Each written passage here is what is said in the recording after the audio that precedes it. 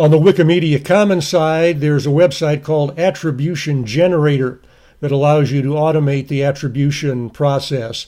And the URL for Attribution Generator is in German, so just Google Attribution Generator and you'll find it.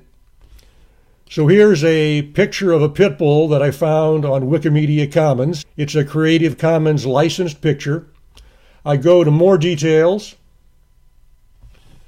I'm going to click on the URL for the source page in Wikimedia Commons, right-click, left-click copy. I go back to Attribution Generator, click in the box that says web address, right-click, left-click paste, and click Let's Go. And it's going to ask me some questions. How do you want to use the image online? How do you want to publish the image combined with other works? Do you want to use the image in a modified form? No. And then it will give me the license notice. 3 options are text, plain text, and HTML. The nice thing about Attribution Generator is that the text version includes hyperlinks.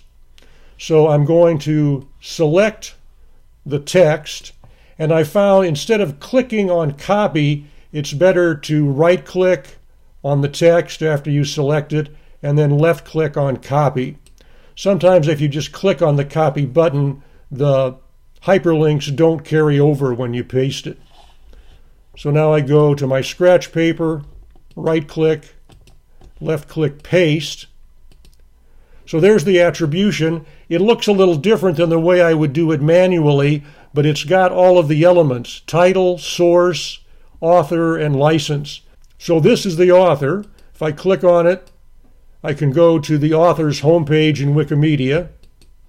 If I click on the title, Pitbull Red-Nosed Dog, I go to the source page on Wikimedia.